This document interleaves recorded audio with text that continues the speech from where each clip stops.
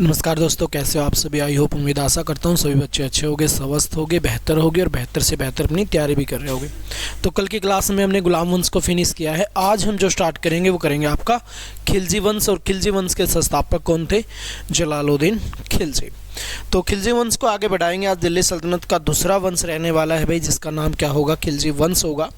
तो खिलजी वंश का सबसे पहले आपसे पूछ लिया जाए टाइम पीरियड क्या होगा खिलजी वंश का। तो खिलजी वंश के टाइम पीरियड की अगर हम बात करें, इसकी अगर हम चर्चा करें, तो खिलजी वंश का जो टाइम पीरियड होगा वो कब से कब स्टार्ट होता है भाई? 1290 से स्टार्ट होगा। और ये कब तक चलेगा? ये चलेगा 1320 ईस्वी तक। तो खिलजी वंश की अगर हम बात करें, इसकी क्या करें भाई, हम चर्चा करें। यहाँ पे थोड़ी सी बहस की जाए, खिलजी वंश पे बैठने वाले शासक कौन कौन थे भाई। सबसे पहला शासक कौन था? जलालुद्दीन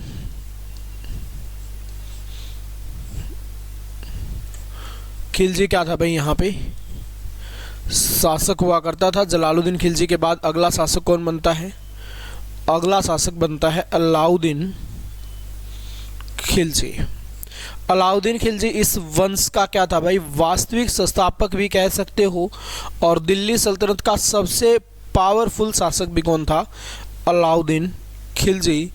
और फिर आता है आपका मुबारक शाह खिलजी। मुबारक शाह खिलजी हुआ करता था, अलाउद्दीन खिलजी का भाई हुआ करता था भाई ये। जलालुद्दीन खिलजी शासक कब बनता है? 1290 में बना। और कब तक रहेगा भाई? ये रहेगा 1296 तक। यहीं पर हम अलाउद्दीन खिलजी की बात की जाए तो 1296 से कब तक रहता है ये बंदा? 1316 तक। और 1316 से लेकर 1320 तक शासक कौन रहता है भाई? ये रहता है मुबारक शाह खिलजी। तो ये शासक के पद पर बैठता है भाई कब? ये शासक के पद पर बैठता है जलालुद्दीन खिलजी 1290 में। और कब तक रहेगा ये? 1296 तक रहेगा भाई। ये लाइट कहाँ से बंद हो गई? वो हो रही है।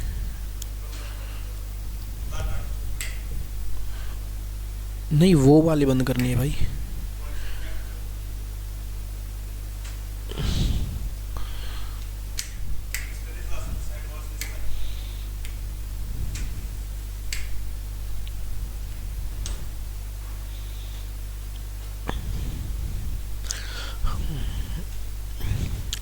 तो अब हम बात करें भाई इसकी।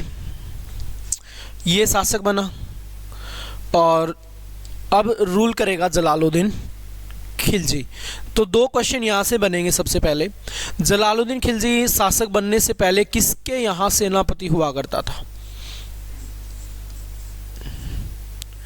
ये क्यूमर्स का सेनापति हुआ करता था भाई। उसके बाद आपसे पूछ लिया जाए सूबेदार कहाँ का हुआ करता था भाई? सूबेदार हुआ करता था समाना का सूबेदार। जिस टाइम पे जलालुद्दीन खिलजी शासक बनता है तो लगभग इसकी आयु क्या हो चुकी है भाई? जो इसकी एज हो चुकी है वो लगभग 70 वर्ष हो चुकी है। अब 70 वर्ष की आयु में शासक बना है। तो 70 वर्ष की उम्र में जलालुद्दीन खिलजी के क्या शौक रहेंगे बेचारे के? कहो तो सारे के सारे शौक तो क्या हो चुके हैं? मर ही चुके हैं। इच्छाएं थी वो जो सारी की सारी समाप्त हो चुकी हैं। तो ये चाहता है कि भाई मैं जब तक भी शासन करूं, शांति प्रिय तरीके से क्या करूं? अपने साम्राज्य को चलाऊं। बिल्कुल शांति प्रिय तरीके से शासन को चलाना चाहता है। तो इतने शांति प्रिय शासक से शासन को चलाता है ये कि सबसे ज्यादा विद्रोह भी इसी के शासनकाल में हुए थे। क्या हुए? सबसे ज्यादा विद्रोह भी क्या हुए थे भाई? इसी के शासनकाल में हुए थे। तो आपसे पूछ लिया जाए किस शासक के काल में सबसे ज्यादा विद्रोह हुए थे, तो जलालुद्दीन खिलजी। अपने ही लोगों के द्वारा इसके विद्रोह किए गए थे। ऐसा क्यों हुआ भाई? क्या करता था ये कि इसके इतने विद्रोह होते थे? उसका रीज़न क्या था? अगर जलालुद्दीन खिलजी की बात की जाए तो रीज़न ये हुआ करता था, मान लो इसके साम्राज्य में कोई चोरी करता, उसको क्या किया जाता भाई? गिरफ्तार किया जाता। गिरफ्तार करके किसके सामने पेश किया गया? महाराज के सामने पेश किया गया। महाराज क्या करता? उसको छोड़ देता, उसको कर देता रिहा। महाराज ने उसको कर दिया रिहा भाई, और इससे वचन ले लिया कि तू मेरे को वचन दे, आगे से तू चोरी नहीं करेगा। वो वचन ले लिया। लेकिन चोर चोरी करना छोड़ सकता है? नहीं छोड़ सकता। तो नहीं छोड़ता भाई, फिर बुलाते, फिर वचन देता, ऐसे ही चलता रहता। कोई विद्रोह कर देता, उसको गिरफ्तार करके लेके आते और कहते कि भाई तू मेरे को वचन दे कि आइंदा ऐसा काम नहीं करेगा। तो फिर यहाँ पे वो वचन दे देता, जी ठीक है जी, आगे से मैं कोई विद्रोह नहीं करूँगा। फिर उसको रिहा कर दिया जाता, फिर जाके क्या करता? वो विद्रोह करता। ऐसे ही हम बात करें भाई, एक व्यक्ति हुआ करता था मलिक छज्जू।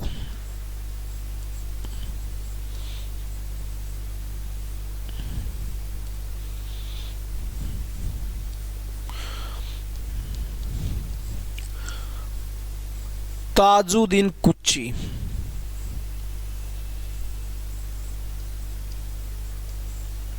और एक व्यक्ति था सिद्दी मोला। ये तीन व्यक्ति भाई, इन तीनों व्यक्तियों की अगर हम बात करें मलिक छज्जू की, तो ये क्या कर देता है भाई? अपने आप को स्वतंत्र शासक घोषित कर देता है। क्या कर देता है? स्वतंत्र शासक घोषित कर देता है। हालांकि इसको बाद में पराजित तो कर दिया जाता है, संविधानता स्वीकार कर लेता है और इससे वचन ले लिया जाता है कि आइंदा तो ऐसा कार्य नहीं करेगा। इसने वचन दे दिया। उसके भी दिन बाद ताजुद्दीन कुची, ये बैठा हुआ था एक बार बार के अंदर। ये एक बार में बैठा हुआ है भाई, और बार में क्या कर रहा है? आराम से शराब पी रहा, और शराब के नशे में बोला, अगर मेरे को मौका मिल जाए तो मैं इस सुल्तान की एक ही वार में क्या कर दूंगा? गर्दन उड़ा दूंगा। क्या कहा इसने? अगर मेरे को मौका मिल जाए तो मैं सुल्तान की एक ही वार में क्या कर दूंगा? गर्दन उड़ा दूंगा जी। ये बात यहाँ पे कही गई किसके द्वारा? ताजुद्दीन कुची के द्वारा। तो ये इंफॉर्मेशन पहुँच गई किसके पास? महाराज के पास पहुंच गई, सुल्तान के पास पहुंची। अब सुल्तान के पास जैसे ही ये इन्फॉर्मेशन पहुंची तो सुल्तान क्या करे? बुलाएगा इसको कि भाई जाओ उसको गिरफ्तार करके लेके आओ, वो मेरे को मारना चाहता है। तो यहाँ पे भेज दिया गया सैनिकों को। सैनिक गए, सैनिकों ने अटैक कर दिया। अब जैसे ही अटैक किया ताजुद्दीन कुची पे, ताजुद्दीन कुची क्या हो गया? पराजित हो गया। जब इसको महाराज के सामने पेश किया गया, गले में बेड़ियां बड़ी हुई थी भाई, लोहे की जंजीरों में जकड़ा हुआ था, खून में लथपथ था, रेत में भरा हुआ था। तो दरबार में पेश किया गया। जैसे ही जलालुद्दीन खिलजी इसको देखता है और खड़ा होता है और आंखों में आंसू आ जाते हैं कि भाई भले ही ये ऐसी बात कर रहा था लेकिन फिर भी था तो इंसान। आप लोगों ने इसके साथ क्या किया? ऐसा नहीं करना चाहिए था, इतना करूर तरीके से इस पे अटैक नहीं करना चाहिए था, इतनी यातनाएं नहीं देनी चाहिए थी इसको। तो वो बोला और ताजुद्दीन कुची को अपनी तलवार दे दी, और तलवार दे के बोला कि ले भाई, तू मेरे को मारना चाहते है ना, ले तू मेरे को मार ले और तू बन जा राजा। तो ताजुद्दीन कुची अब जलालुद्दीन खिलजी की हत्या करेगा? नहीं करेगा। क्यों?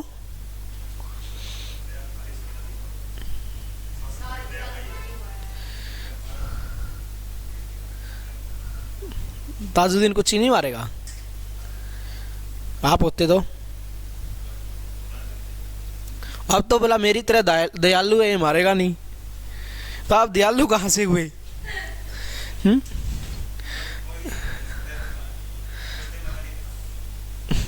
तो उस टाइम में होता तो बख्श देता। तो आज ऐसा क्या हो गया तेरे में? ऐसे कौन से गुण आ गए आज?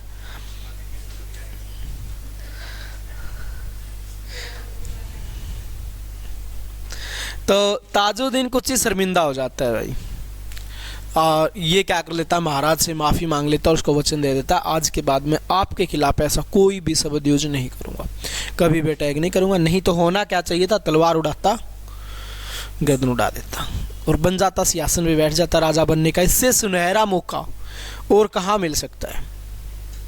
मिल सकता है? लेकिन इसने गवा दिया। आपकी तरह दयालु था ये, ठीक है, तो अब बचा सिद्धि मोला भाई। ये बड़ा खतरनाक आदमी है, संत महात्मा रह गया। अब संत महात्माओं का काम क्या होता है? गोली देना। जो आदमी देख के कैप्सूल दिए जाते, किसी को 500 mg का तो किसी को 1000 mg का। इसका सारा दिन यही काम भाई। कोई भी इसके पास आता बोलता था थास्तु, जा बेटा तेरा भगवान भली कराए। अब भगवान भला करता भाई, और वो बंदा क्या करता, जलालुद्दीन खिलजी के खिलाफ षड्यंत्र रचता, इससे आशीर्वाद पाता और जलालुद्दीन खिलजी के खिलाफ षड्यंत्र रचता। अब बड़ी समस्याएं हो गई यहाँ पे। समस्या बारी हो रखी है कि भाई यार कोई भी आता है और षड्यंत्र रचने लग जाता है, मेरे को कुछ समझता ही नहीं कोई कुछ भी। और सबके पीछे हाथ किसका मिलता? सिद्धि मोला का मिलता भाई। इसको बुलाया गया, बेटा आजा तू, तेरा हिसाब कर पहले, तू बाद में देखेंगे और किसी को। तो इसको बुलाया गया, इसको बुला के लेके आए, पेश किया गया महाराज के सामने। महाराज का तो वही घिसा पिटा डायलॉग कि भाई तू मेरे से माफ़ी मांग ले, हाथ जोड़ के मेरे को वचन दे दे कभी ऐसा कार्य नहीं करेगा तो मैं तेरे को माफ़ कर देता हूँ। तो क्या सिद्धि मोला ऐसा करेगा? करना चाहिए, करना चाहिए, जान बचानी है तो। सुल्तान है यार, कोई राह चलता तो गली का कुत्ता तो है नहीं। तो सिद्धि मोला बोला जी नहीं, हम तो संत महात्मा, हम तो ऐसे ही आशीर्वाद देंगे, तू ले ले, मैं तो तेरे को भी दे दूंगा। बोला कोई ना जी, तेरी ना आशीर्वादों का तो हिसाब करते हैं। इस सिद्धि मोला को पागल हाथियों के बीच फेंकवा दिया जाता है भाई। पागल हाथियों के बीच फेंकवा दिया किसको? सिद्धि मोला को। अब ये हाथी क्या करेंगे? मार देंगे, अपने पांव तले रौंद के इसकी क्या कर देंगे भाई? इसकी कर देंगे हत्या। अब यहाँ पे बात करें भाई, सिद्धि मोला मारा गया, कैसे मारा गया, हत्या भी कैसे हुई? बड़ी क्रूर तरीके से इसकी हत्या हुई थी भाई। इतनी क्रूर तरीके से हत्या आज तक किसी की नहीं की। इसने जलालुद्दीन खिलजी ने सूबेदार के पद पे हुआ करता था, सेनापति हुआ करता था, उस टाइम पे भी नहीं। इस कारण से इसको क्या बोला जाता है? जलालुद्दीन खिलजी की लाइफ का कलंक बोला जाता है भाई। क्या बोला जाता है इसको? जलालुद्दीन खिलजी की लाइफ का कलंक इसको बोला जाता है भाई। अब इसकी हम बात करें भाई, जलालुद्दीन खिलजी की। जलालुद्दीन खिलजी एक अभियान भी चलाता है, और अभियान कौन सा है भाई? रणथंबोर अभियान। रणथंबोर पे अधिकार करने वाला पहला शासक कौन था भाई?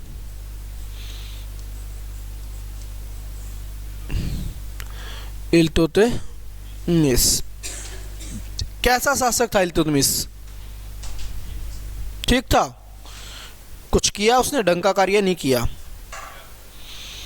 क्या कार्य किया? तो ढंग का ही नहीं किया। फिर क्यों?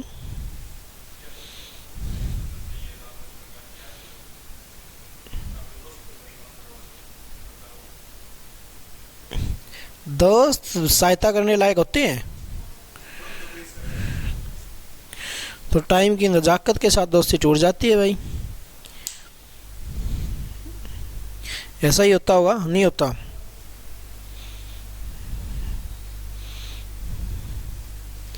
तो दोस्ती कौन सी होती है भाई जो कदे नहीं टूटे? आप स्कूल में पढ़ते थे, स्कूल वाले कितने दोस्त हैं आपके? एक ही दोस्त था बस पूरे स्कूल में? स्कूल वाली चेंज नहीं किया अभी तक? अभी वक्त नहीं आया होगा चेंज करने का। क्यों? बहन है आपकी, गांव की है? हाँ तो क्या बदलोगे उसको? तो बेचारी को, पड़ोसन को तो क्या बदलोगे?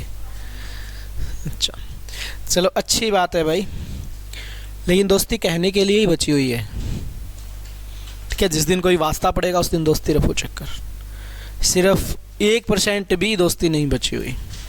किसी की किस्मत में होते हैं अच्छे दोस्त। तो रणथंबोर अभियान चला, और रणथंबोर अभियान कब चला भाई? 1292 के अंदर। अब इसकी अगर हम बात करें रणथंबोर अभियान की, शासक कौन था यहाँ का? यहाँ का शासक था भाई हमीर देव। बड़ा अच्छा इंसान, इससे बेहतर इंसान कोई हो ही नहीं सकता। हमीरदेव एक राजपूत था।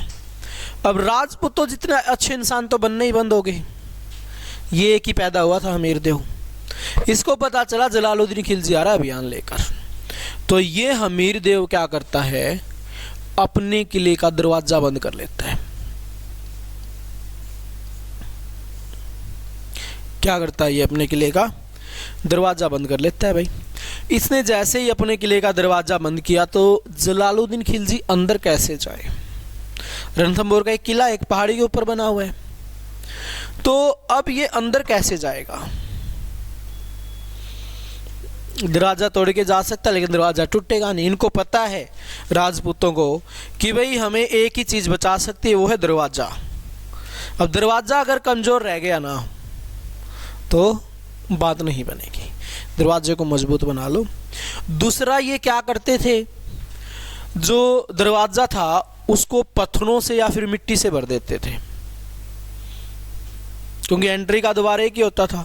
एक लंबी लाइन तक उसको क्या करते थे, भर देते थे मिट्टी से, ईंटों से, ताकि दरवाजा टूटे ना।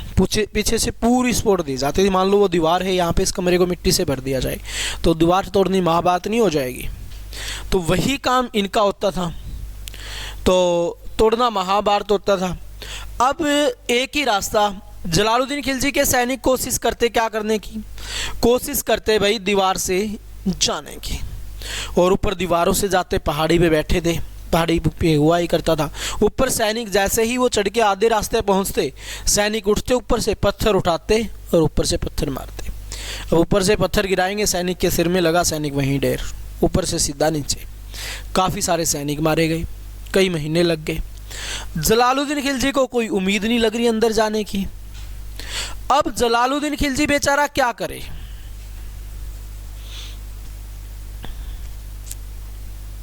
वापस जाएगा और वापस जाके क्या करेगा। वैसे जाएगा तो बदनामी होगी, वापस गया भाई, जलालुद्दीन खिलजी हार गया।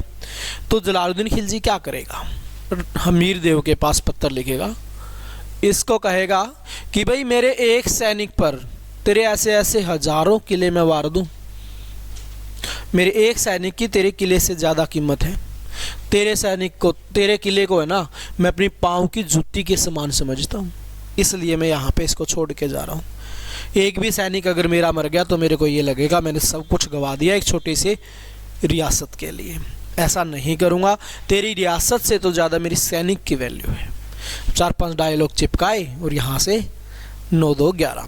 एग्जामिनर आपसे क्वेश्चन पूछता है, रणथंभौर किले की तुलना अपने पाँव की जूती के समान किस शासक ने की थी। जलालुद्दीन खिलजी ने की थी भाई। उसके बाद इसी बंदे ने बिलसा पर भी अधिकार किया था भाई। आते वक्त बिलसा पर अधिकार कर लिया इसने। कोई ढंग का रूलर नहीं था यहाँ पे, तो अधिकार हो गया। उसके बाद अटैक होते हैं भाई, मंगोल अटैक।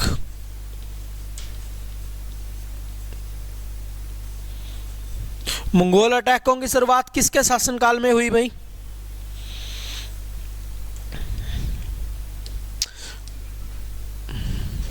कुतुबुद्दीन ऐबक में मंगोल कहां पे आ गई? कुतुबुद्दीन ऐबक में हमने कोई लड़ाई झगड़े की बात की थी? हाँ, तो किसी में तो आए हैं, कभी तो आए होंगे। इल्तुतमिश के शासनकाल में मंगोलों की एंट्री हुई थी। सिंधु नदी से चंगेज खां वापस लौट गया था। जलालुद्दीन बागमरदी की सहायता नहीं की थी, तो उसने कहा कि वो डरपोक है, कायर है, तो उसको लगा भाई ऐसे व्यक्ति के पे अटैक करने का फ़ायदा भी क्या है, तो वापस चलो। तो अब यहाँ पे बात करें भाई, यहाँ पे अब करें हम इसकी चर्चा मंगोल अटैक की। नेता कौन हुआ करता था भाई? उल्ग खां इसका नेता हुआ करता था मंगोलों का। अब यहाँ पे कौन हार गया? मंगोल हार गए भाई। किससे हार गए मंगोल? जलालुद्दीन खिलजी से। वो इंसान जो युद्ध करने में ज़्यादा विश्वास ही नहीं रखता, और उसने किसको पराजित कर दिया? मंगोलों को पराजित कर दिया। यानी कि बंदे में कुछ तो था। मंगोलों को पराजित कैसे कर दिया इसने? क्योंकि बलबन के साथ रहता था जलालुद्दीन खिलजी। बलबन रहता था इल्तुतमिश के साथ। तो बलबन को सारी की सारी युद्ध कलाओं का पता था, सैन्य प्रदर्शन किया था। उस टाइम पे जलालुद्दीन खिलजी ने साथ दिया बलबन का। तो अब सारी की सारी युद्ध कलाओं का तो पता है, मंगोलों की कमजोरी का भी पता है और मंगोलों की नेगेटिव पॉजिटिव दोनों चीज़ों का पता है। भाई ये कमजोरी है इनका और ये इनका पल्स पॉइंट है, तो दोनों चीज़ों का पता है। तो जाहिर बात है इसको हम क्या कर सकते हैं, इजीली फिर पराजित कर सकते हैं। तो अब यहाँ पे क्या किया गया भाई, पराजित कर दिया गया मंगोलों को। पराजित किया जो किया, 4000 मंगोलों को कैद कर लिया। 4000 मंगोल कैद कर लिया, चलो सही है। बाद में इस्लाम धर्म भी कबूल करवा दिया। क्या करवाया बाद में, इस्लाम धर्म भी कबूल करवा दिया भाई। अब मुसलमान भी बना दिया। अब क्या करना पड़ेगा, इनका घर भी बसाना पड़ेगा। तो अब इनकी क्या करवा दी भाई, शादी भी करवा दी। अब ये क्या बन गए, 9 मुसलमान बन गए भाई। इन्हीं को हम बोलते हैं 9 मुसलमान, इन्हीं को बोलते हैं हम नए मुसलमान। 9 मुसलमान, 9 मुसलमान, या फिर इनको कहते हैं हम नए मुसलमान। 9 मुसलमान, 9 मुसलमान या फिर नए मुसलमान कहते हैं हम किसको, जो ये 4000 मुसलमानों को क्या किया गया था, कैद किया गया था। अब बात यहाँ पे करें भाई हम, तो इनके लिए क्या बनाना पड़ेगा, अब नगरी घर भी देने पड़ेंगे इनको बना के, कमरे भी देने पड़ेंगे बेचारे, तभी तो कहीं रहेंगे। तो इनके लिए एक नगर का निर्माण करवाया गया, जिसको क्या कहा गया भाई, मंगोल नगरी। क्या कहा गया, मंगोल नगरी। तो आपसे पूछा जाए मंगोल नगरी की स्थापना किसने की थी, तो ये की थी जलालुद्दीन खिलजी ने। और आज इसको किस नाम से जानते हैं हम, मंगोलपुरी के नाम से जानते हैं, जहाँ पे क्या है, एक मेट्रो स्टेशन भी है। कहाँ पे है जगह, दिल्ली के अंदर, मंगोलपुरी। तो आपसे पूछ लिया जाए मंगोल नगरी की स्थापना किसने की भाई, और वर्तमान में हम मंगोल नगरी को किस नाम से जानते हैं, तो हम इसको जानते हैं मंगोलपुरी के नाम से। अब यहाँ पे सब कुछ ठीक चल रहा है, जलालुद्दीन खिलजी के हिस्से में सही चल रहा है भाई, कोई टेंशन नहीं है, ना कोई दुखी है, सारे के सारे खुश हैं, खुशी खुशी क्या चल रहा है, अच्छे से साम्राज्य चल रहा है। तो अब यहाँ पे फिर होता क्या है, चीज़ें आगे बढ़ती हैं। तो इसका एक भतीजा हुआ करता था जिसका नाम है अलाउद्दीन खिलजी। अब वो अलाउद्दीन खिलजी क्या करे, बड़ा अच्छा इंसान है अलाउद्दीन खिलजी। अलाउद्दीन खिलजी हुआ करता था सूबेदार।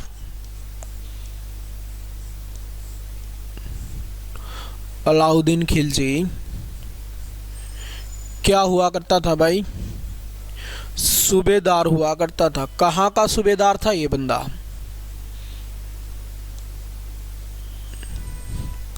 दक्षिण भारत का एक जगह है कड़ा मणिकपुर। कड़ा मणिकपुर में रहता था, दक्षिण भारत का सूबेदार हुआ करता था अलाउद्दीन खिलजी। यहीं पे अगर हम बात करें, यहीं पे हम क्या करें भाई, यहीं पे करें हम थोड़ी सी चर्चा। अगर इसकी बहस की जाए अलाउद्दीन खिलजी की, तो बात है 1296 की। इसने कर दिया अटैक, कहाँ पे कर दिया भाई, देवगिरी पर। देवगिरी का शासक कौन, रामचंद्र। देवगिरी कहाँ पे पड़ता है भाई, महाराष्ट्र में। कहाँ पे पड़ता है ये पड़ता है महाराष्ट्र में। तो देवगिरी पे अटैक किया गया किसके द्वारा भाई, अलाउद्दीन खिलजी के द्वारा। इस समय शासक कौन था?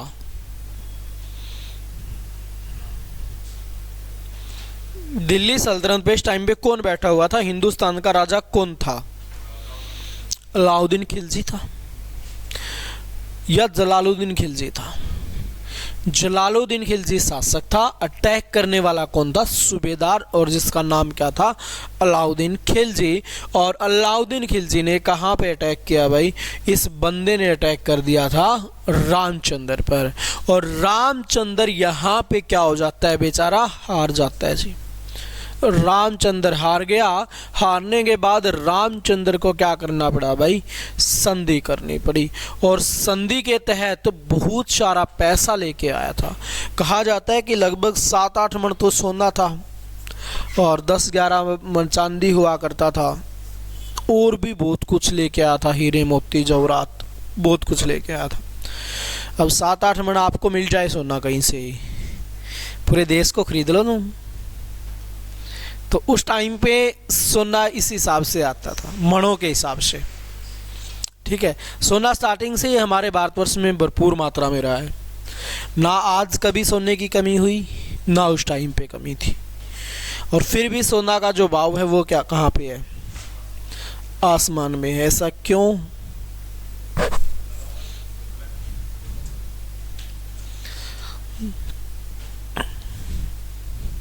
तो लोगों ने तो खरीद के दबा रखा होगा भाई, तो वैसे ही खदानों से निकाल लिया।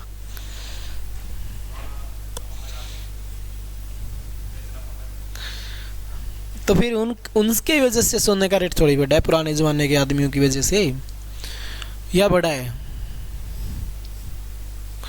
जो अलाउद्दीन खिलजी यहाँ पे जीत गया भाई, इस बात का पता चल गया किसको? जलालुद्दीन खिलजी को। अब जलालुद्दीन खिलजी क्या करे? जलालुद्दीन खिलजी ने इसको पत्र लिखा कि हरामखोर, ये क्या किया तूने? तूने इतना बड़ा कांड कर दिया, और वो भी मेरे से बिना पूछे। तूने एक बार पूछना भी जरूरी नहीं समझा। तो अलाउद्दीन खिलजी क्या कहता? बुला रहे चाचो, बस पूछी मत, टाइम ही कौन मिला बताने का। परिस्थितियां इतनी विपरीत थी कि कुछ सोचने समझने का भी टाइम नहीं था, और मजबूरी बन गई थी इस पे अटैक करना। नहीं है फिर हम पे करता, और हमें ख़त्म करता ही बंदा। और उसके बाद फिर बोला, और तू टेंशन भी मत ले चाचा, भरपूर मात्रा में धन दौलत लेके आया हूँ, तू मेरे पास आ जा, और इसको सारी की सारी धन दौलत को क्या कर, ले जा दिल्ली। तो अब जलालुद्दीन खिलजी आएगा। जलालुद्दीन खिलजी आएगा अब कड़ा मणिकपुर। बहुत समझाया इसको कि ताऊ तो ना जा, लेकिन नहीं माना दरबार वालों की। बोला जी ना, मैं मेरे भतीजे से मिल के आऊँगा, मेरी बेटी से मिल के आऊँगा। इसकी बेटी की शादी हो रखी थी अलाउद्दीन खिलजी से, इसलिए ये क्या कहलाया? जलालुद्दीन खिलजी का दामाद और भतीजा कहलाता है भाई। तो बोला जी मैं तो जाऊँगा, बेटी से भी मिलाऊँगा, एक अरसा हो गया मिले हुए, देखाऊँगा कैसे है, क्या कर रही है। तो मिलने के लिए आ जाता है भाई। कहाँ पे? ये बंदा आ गया कड़ा मणिकपुर। अब जैसे ही कड़ा मणिकपुर पहुंचा, तो परिणाम क्या होंगे भाई? अलाउद्दीन खिलजी क्या करवा देगा? इसकी हत्या कर देगा। और अलाउद्दीन खिलजी के कहने पर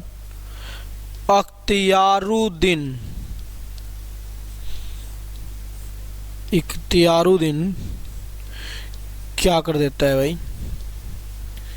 हत्या कर देता है। कौन करता है? इख्तियारुद्दीन हत्या कर देता है। किसकी? जलालुद्दीन खिलजी की। कहा जाता है कि जैसे ही अलाउद्दीन खिलजी को गले से लगाया, तो इसने इशारा कर दिया। जैसे ही गले लगा के पीछे हटने लगा, तो अलाउद्दीन खिलजी के इशारे पर इख्तियारुद्दीन खिलजी ने क्या किया? इसकी जलालुद्दीन खिलजी की गर्दन उड़ा दी। अब इख्तियारुद्दीन ने गर्दन उड़ा दी भाई। और कहा जाता है कि अलाउद्दीन खिलजी उस कटे हुए सिर को, उस गर्दन को कहाँ लेके आता है? दिल्ली लेके आता है, और दिल्ली के सिंहासन पर क्या करता है? बैठ जाता है। कि अभी तक तो उस गर्दन का खून भी बंद नहीं हुआ था। खून में लथपथ गर्दन को अलाउद्दीन खिलजी कहाँ लेके आता है? दिल्ली लेके आता है। ऐसा कहना है इतिहासकार बर्नी का। एक इतिहासकार हुआ करता था बर्नी, और बर्नी ने कहा कि अलाउद्दीन खिलजी का सबसे बड़ा क्रूर कार्य था ये। अलाउद्दीन खिलजी को ऐसा नहीं करना चाहिए था। जैसे आपने देखा हो, इसी पे एक बात पॉइंट और ध्यान आ गया, नोट करके लिख लीजिए। एक गुजरात के अंदर एक जगह है दरासाना, ये पड़ती है गुजरात के अंदर। एक इतिहासकार था, ब्रिटिश इतिहासकार अमेरिका का मिलर। उस टाइम पे बात है 1930 और 31 की। 1930 और 31 में भारत में क्या चल रहा था? कौन सा आंदोलन चल रहा था? सैन्य अवज्ञा आंदोलन चलाया जा रहा था गांधी के द्वारा। गांधी को गिरफ्तार कर लिया जाता है 5 मई 1930 को। गांधी को गिरफ्तार कर लिया तो जो हिंसा बढ़नी थी वो और ज़्यादा भड़क गई। लोगों ने और ज़्यादा आंदोलन में क्या किया? बढ़ चढ़कर भाग लेना शुरू कर दिया। और जो दरासाना जगह है गुजरात के अंदर, यहाँ पे सबसे ज़्यादा भयानक दृश्य देखने को मिला। सबसे ज़्यादा लोग यहाँ पे आंदोलनकारी शामिल हुए। सरोजिनी नायडू की अगर हम बात करें, वो भी इसके अंदर शामिल थी। लगभग 2000 लोगों के साथ उसने अपना आंदोलन शुरू किया था, और बहुत सारे हो गए। यहाँ पे इतनी भीड़ उग्र हो गई थी कि जब अंग्रेज़ों के बीच और हमारे बीच लड़ाई हुई यहाँ पे इस युद्ध में, तो ये नहीं पता कि कितने लोग मारे गए, कोई डाटा नहीं है उसका। तो मिलर कहता है कि मैंने हर देश में घूमा, मैं पिछले 18 सालों से मैं न्यूज़पेपर पे, समाचार पत्रों में काम कर रहा हूँ, और ऐसा खतरनाक नज़ारा मैंने आज तक अपनी लाइफ में कभी नहीं देखा। आंदोलन मैंने लाखों देखे हैं, लेकिन इससे भयानक दृश्य है मैंने मेरी ज़िंदगी में नहीं देखा। तो यही सब कहने थे बर्नी के अलाउद्दीन खिलजी के बारे में, कि अलाउद्दीन खिलजी इतना क्रूर था कि उसने अपने चाचा की हत्या की सो की। उसकी गर्दन को खून से लथपथ, खून से वो टपक रही थी। इतनी देर में वो बंदा कहाँ पहुँच गया? दिल्ली पहुँच गया, और दिल्ली के सिंहासन पर उसने अधिकार कर लिया। तो अब अगला शासक कौन बना भाई? अगला शासक बना अलाउद्दीन खिलजी। बड़ा शरीफ बंदा अलाउद्दीन खिलजी, कभी किसी को कुछ कहता नहीं। कोई बस ज़्यादा बोल ले उसको लटका देता है। लेकिन अलाउद्दीन खिलजी की एक खास बात और थी। अलाउद्दीन खिलजी धर्म में इतना ज़्यादा हस्तक्षेप नहीं करता था। तो अब शासक बनता है आपका कौन भाई? अलाउद्दीन खिलजी। बड़ा शरीफ बंदा है अलाउद्दीन खिलजी। कब शासक बना? 1296 में शासक बना भाई, और कब तक रहेगा? 1316 तक शासक रहेगा। बड़ा अच्छा किस्म का शासक, अपने चाचा तक को नहीं छोड़ा साम्राज्य के लिए। दिल्ली सल्तनत का सबसे पावरफुल योद्धा अलाउद्दीन खिलजी। अलाउद्दीन खिलजी ही एकमात्र ऐसा शासक हुआ जिसने दक्षिण भारत को जीतने का कार्य किया था। आपसे पूछ लिया जाए दक्षिण भारत को जीतने वाला शासक कौन है दिल्ली सल्तनत का, तो वो है अलाउद्दीन खिलजी। अब इसकी बात की जाए, इसकी क्या करें भाई, हम अलाउद्दीन खिलजी की चर्चा कर लें।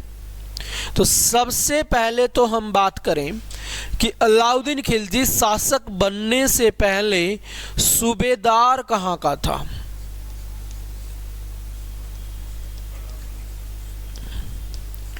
कड़ा मणिकपुर का सूबेदार हुआ करता था भाई। कहाँ पे पड़ता है कड़ा मणिकपुर? ये पड़ता है आपका दक्षिण भारत के अंदर। यहाँ का सूबेदार था कौन? अलाउद्दीन खिलजी भाई। किसकी हत्या करके गद्दी पे बैठा? अपना चाचा या फिर ससुर जी की हत्या। दिल्ली पुलिस के अंदर ये क्वेश्चन पूछा गया था आपका कि दिल्ली सल्तनत का ऐसा कौन सा शासक है जिसने अपने ससुर जी की हत्या की थी और सिंहासन पर बैठा था? तो वो कौन था भाई? वो था अलाउद्दीन खिलजी। अलाउद्दीन खिलजी शासक बना। शासक बनते इसने विचार किया कि मेरे को पूरी की पूरी दुनिया को जीतना है, तो अपने आप को एक उपाधि दे दी इसने, सिकंदर ए आजम। क्योंकि सिकंदर ने भी तो क्या किया था, दुनिया को जीतने का निश्चय नहीं किया था। सिकंदर के गुरु हुआ करते थे अरस्तु, जिसको फादर ऑफ पॉलिटी बोला जाता है, राज व्यवस्था के पिता कहा जाता है अरस्तु को। तो उनसे आशीर्वाद पाके सिकंदर निकला था पूरी दुनिया को जीतने के लिए। लेकिन हमारे यहाँ आया तो उसके फिल्टर शॉर्ट हो गए बेचारा की। क्या करें, हमारे वाले आदमी ऐसे हैं। उसको अंधविश्वास में इतना डाल दिया कि उसको वापस जाना पड़ा। तो ये बोला जी पूरी की पूरी दुनिया को जीतेंगे हम, इसलिए अपने आप को उपाधि कौन सी दी? सिकंदर ए आजम की उपाधि इसने दे दी। अब जैसे ही सिकंदर ए आजम की उपाधि दी तो इतनी देर में इसके पास एक व्यक्ति आता है। उस व्यक्ति का नाम क्या है भाई? उस व्यक्ति का नाम है दिल्ली का कोतवाल। क्या नाम है भाई? दिल्ली का कोतवाल। तो दिल्ली का कोतवाल आता है भाई, और जिसका नाम क्या है? जिसका नाम है अल्लाह उल मुल्क। क्या नाम है? अल्लाह उल मुल्क इसके पास आया और इसको कहा कि महाराज, अच्छी बात है आप पूरी दुनिया को जीतना चाहते हो, हम आपके साथ हैं, जीतो। लेकिन पूरी दुनिया को जीतने से पहले तो आप अपनी सेना तैयार कर लीजिए अच्छे से, और एक बार पहले आप भारत को तो जीतो, उसके बाद सोचना कि हमें दुनिया को जीतना है। पहले क्या करो? भारत को जीतो। जीत साम्राज्य अगर अच्छे से चलाना है तो, नहीं तो बातें नहीं बनेगी। तो ये जीतना चाहता है किसको भाई? दुनिया को जीतना चाहता है। अब दुनिया को जीतना है तो दुनिया को जीतना इतना आसान तो नहीं होगा। अब जीता गया भारत भी नहीं, तो सबसे पहले इसने समझाया और कहा कि जी भारत की तरफ ध्यान दो। तो अब ये बंदा कहाँ पे ध्यान देगा? अब ये बंदा देगा भारत में ध्यान। अल्लाह उल मुल्क की बात आ गई इसको समझ में। इसको समझ में आ गया भाई, एक बार अच्छे से है ना, पहले सेना पे वर्क कर लें, उसके बाद फिर बात बनेगी, आगे बढ़ाएंगे चीज़ों को। तो अब ये सेना पे अधिकार करेगा, सेना पे क्या करेगा? अच्छी वर्त स्थापित करेगा अपनी। तो सबसे पहले इसने क्या किया भाई? एकता प्रथा बंद कर दी। क्या थी एकता प्रथा? किसने शुरू की थी एकता प्रथा? एकता प्रथा शुरू की थी बलबन ने, उसने, सॉरी, इल्तुतमिश ने। क्या किया था उसने? नगद वेतन की जगह जमीन देना स्टार्ट कर दिया सैनिकों को कि भाई मंथली सैलरी का कोई प्रावधान नहीं है, हमारा सिस्टम नहीं है इतना, हमारे पास पैसा वैसा नहीं है, हम आपको ज़मीन दे सकते हैं। तो सैनिक बोले जी ठीक है, कुछ तो मिले, ज़मीन पर अपना जीवन यापन कर लेंगे। तो सैनिकों को ज़मीन देना शुरू कर दिया। अलाउद्दीन खिलजी ने देखा यार मैं इनको लेके जाता हूँ तो युद्ध अभियानों के अंदर इनको टेंशन है किस चीज़ की? खेत की। अच्छे से नहीं लड़ पाते ये, तो इसलिए एकता प्रथा बंद और सैनिकों को नगद वेतन देना शुरू कर दिया भाई। नगद वेतन देना शुरू कर दिया। आपसे क्वेश्चन पूछा जाए भाई, सैनिकों को नगद वेतन किसने दिया? ये दिया था अलाउद्दीन खिलजी ने। दोबारा से नगद वेतन शुरू कर दिया। उसके बाद और क्या किया भाई? दाग प्रथा और हुलिया प्रथा भाई।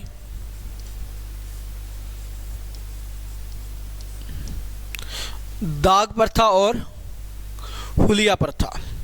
दाग प्रथा और हुलिया प्रथा किसने शुरू की भाई? जब पढ़ रहे हैं अलाउद्दीन खिलजी तो तुक्का मारने की बात आ जाए तो तुक्का भी क्या मारोगे तुम लोग? यहीं पे नहीं मार सकते एक बंदे के लिए तुक्का। एक बंदे के बारे में पढ़ रहे हो, एग्जाम में क्या घंटा तुक्का मारोगे तुम? दाग प्रथा और हुलिया प्रथा। दाग प्रथा है क्या? सिंबल लगाना, घोड़ों पे टैग लगाना भाई। हुलिया प्रथा, सैनिकों की प्रॉपर वे से ड्रेस लगा दी। कहा जी कभी कोई पहन लेता, कभी कोई कुछ पहन के आ जाता है, ऐसे बात नहीं बनती। युद्ध में चले जाते, पता ही नहीं चलता कौन सा घोड़ा अपना है, कौन सा हाथी अपना है, कौन सा सैनिक अपना है। कोई ये तो है नहीं कि 10-20 बंदे जाएंगे और देख लेंगे सब कुछ। तो हज़ारों में, लाखों में सेना हो जाती थी। 50-60 हज़ार इधर वाले, 50-60 हज़ार उधर वाले, वो मिक्सअप हो गए, पता नहीं कौन सा किसका क्या चल रहा है, पता ही नहीं चलता था।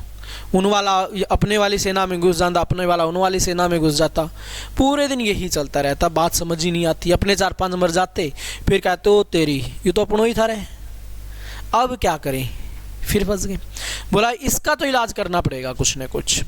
तो फिर इसने दाग प्रथा और हुलिया प्रथा रख दी कि पता चल सके कि ये घोड़ा अपना, ये हाथी अपना, ये इंसान अपना है। प्रॉपर वैसे ड्रेस कोड लगा दिया। डाक व्यवस्था,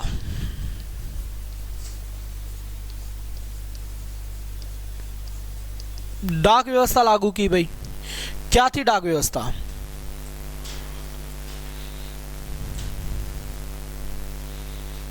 क्या कर रहा? खबर पहुंचाना। अब डाक व्यवस्था जरूरी थी भाई, कोई इंफॉर्मेशन इधर उधर देनी। लाइट गई क्या? कितनी देर चलेगा ये? कई देर चल जाएगा? अपनी क्लास तो हो जाएगी बस। डाक व्यवस्था इसने लागू कर दी भाई। गुप्तचर प्रणाली, गुप्तचर प्रणाली क्या थी भाई बताओ? डाक व्यवस्था और गुप्तचर प्रणाली, इसकी अगर हम बात करें, क्या काम आते थे गुप्तचर? खबर किसी के उसमें साम्राज्य में चला गया भाई, सैनिक बन के या कुछ भी बन के, वहां पे कोई योजना बनाई जा रही है, कुछ किया जा रहा है, तो क्या किया जाएगा? इन्फॉर्मेशन दी जाएगी कि महाराज फलाना राजा तुम्हारे खिलाफ षड्यंत्र रच रहा है, आप तैयार हो जाओ। तो गुप्तचर और डाक व्यवस्था, डाक प्रथा और हुलिया प्रथा। हिंदू और मुसलमानों में कोई ज्यादा भेदभाव इसने नहीं किया। इसने साइने मंडी का निर्माण करवाया भाई। साइने मंडी,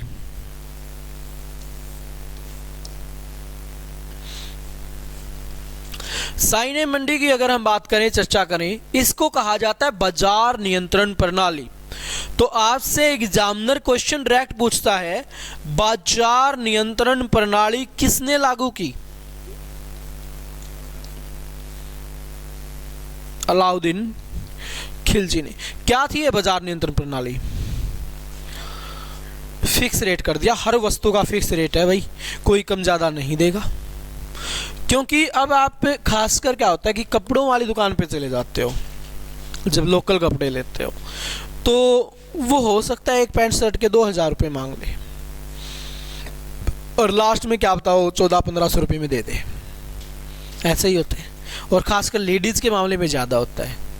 बेचारी सूट लेने जाएंगी, पता है फिक्स है भाई 2000 का लेके आना है, पहले अगला 4000 मांगेगा, और लेडीज शर्माती है नहीं, सीधी कहेगी मैं तो 1500 दूंगी, वो बेचारा कर करके 2000 में दे देगा।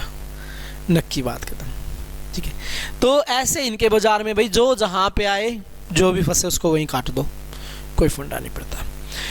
फिर इसमें ही इसने प्रावधान रख दिया कि भाई कोई भी कम ज़्यादा करेगा। मान लो आप किसी दुकानदार से चीनी लेने गए, उसने 1 किलो की जगह आपको 900 ग्राम दे दी, 100 ग्राम का टाका मार दिया उसने, तो अब आप क्या करोगे?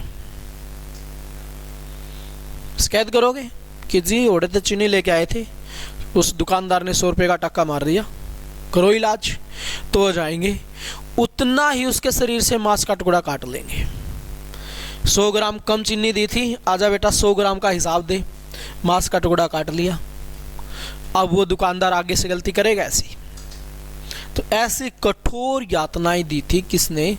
अलाउद्दीन खिलजी ने। पूरे के पूरे बाजार को कंट्रोल कर लिया था। अब कोई मजाल है, आप 1 किलो चीनी लेने जाओगे, 50 ग्राम एक्स्ट्रा दे सकता है, कम 1 ग्राम भी नहीं करेगा। बाजार नियंत्रण प्रणाली इसने लागू कर दी भाई। इकता प्रथा, नगद वेतन, दाग प्रथा, हुलिया प्रथा, डाक व्यवस्था और गुप्तचर प्रणाली, साइने मंडी। उसके साथ ही इसने क्या किया भाई? इसने टैक्स लगा दिया। कहाँ कहाँ पे टैक्स लगाया भाई? एक तो चराई कर इसने लगाया। चराई कर क्या होता है? आज लगता है चराई कर? नहीं लगता। क्यों? आज तो इतना लगता है जिसकी कोई लिमिट ही नहीं है। चराई कर इसने लगा दिया भाई। इसने कहा कि जितने भी ऐसे पशु हैं जिनसे आप बिजनेस कर रहे हो, जिनसे आप क्या कर रहे हो, इनकम जनरेट कर रहे हो, उनको आप अगर चारा खिलाते हो ना, उसका भी आपको टैक्स देना पड़ेगा। ये नहीं कि अपनी पल्ली उठाए और कहीं से भी क्या किया, घास लेके आए और डाल दिया कि जी यहाँ पे घास है ना, बेली उगी हुई है, चलो इसको उठा लेते हैं। तो ये चीज़ यहाँ पे की गई भाई। तो इस पे भी क्या लगाया गया, टैक्स लगाया गया। तो उसके बाद चराई कर पे लगा दिया, लेकिन किन पे लगाया गया? सब पे नहीं, जिनसे इनकम हो सकती है उन पे। ऐसे नहीं कि आपने कोई पशु पाल रखा भाई जिससे कोई इनकम नहीं होने वाली आपको, बस आपने समाज सेवा के लिए पाल रखा है, तो उस पे कोई टैक्स नहीं लगेगा। घरों पे टैक्स लगा भाई, घर कर इसने लगाया।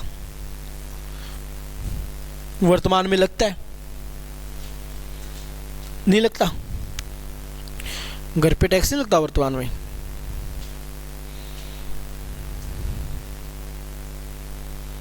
हाउस टैक्स लगता है। हाउस टैक्स अभी हाल फिलहाल में नहीं लगता, खासकर गांव की बात करें तो।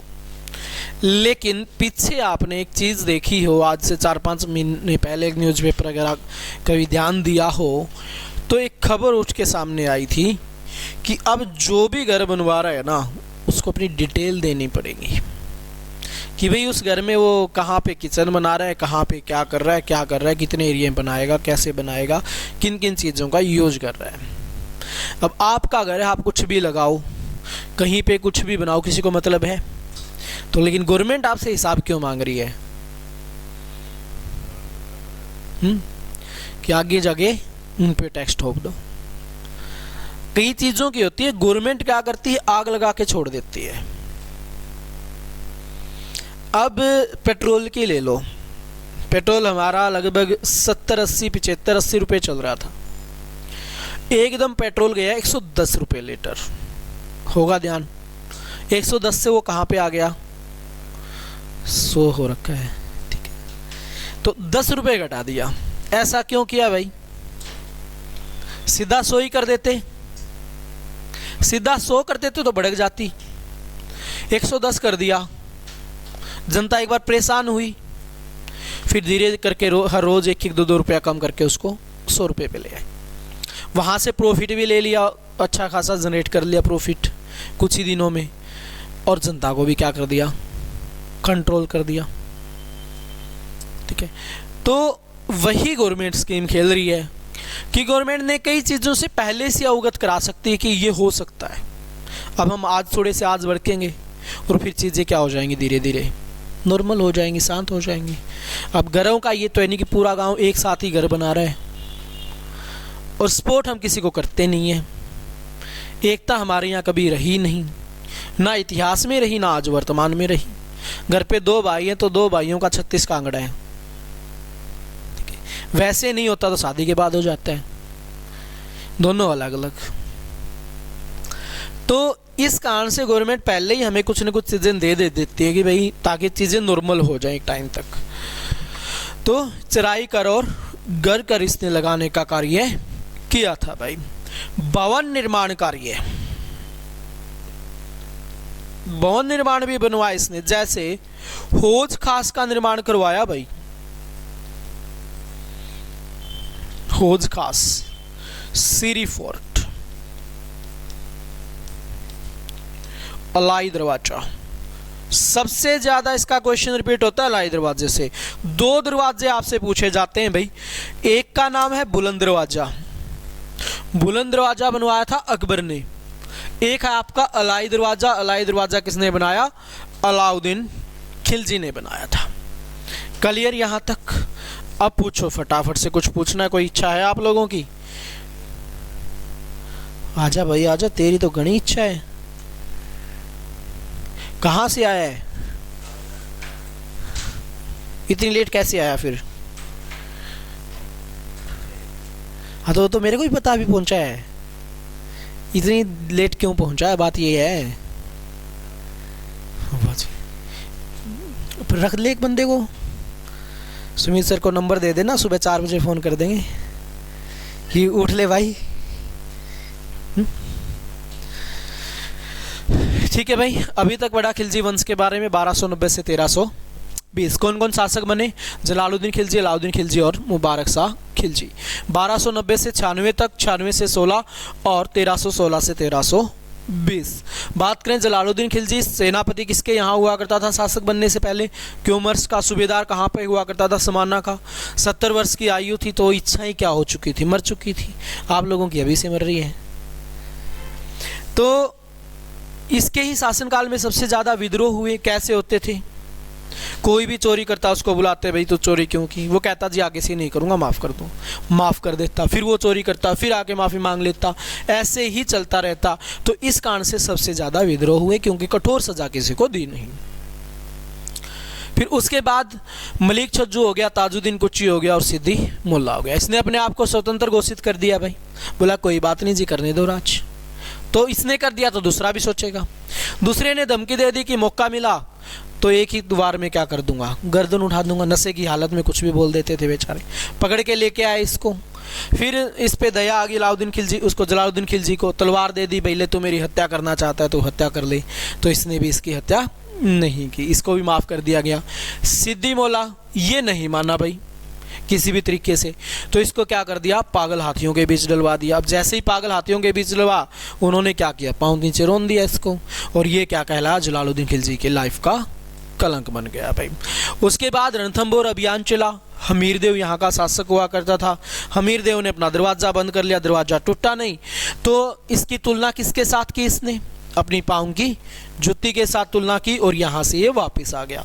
आते वक्त इसने क्या किया, बिलसा पर अधिकार कर लिया।